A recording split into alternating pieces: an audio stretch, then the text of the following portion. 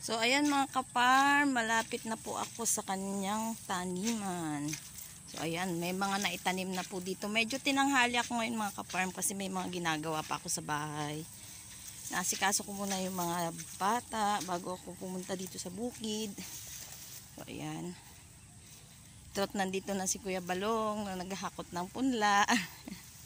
So andun po sa di kalayuan yung mga kasama nating nagtatanim. So ayan, may mga natamnan na po sila dyan. Yan. Ito po yung kabilang parte pa ng bukid. Bali maluwang-luwang po yung taniman dito sa amin sa Cruz Naligas.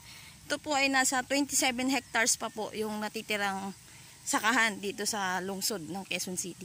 So ayan po sila. Ayan.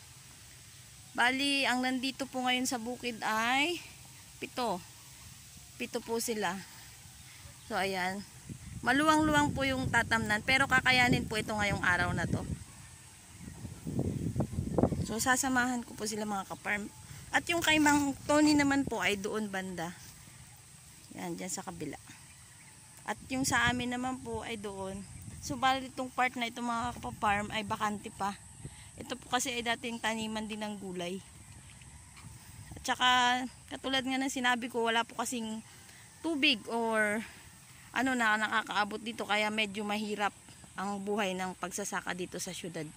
So yun lang po muli mga kaparm, maraming salamat po sa inyong patuloy na suporta at pag-like and share ng aking mga video. God bless po.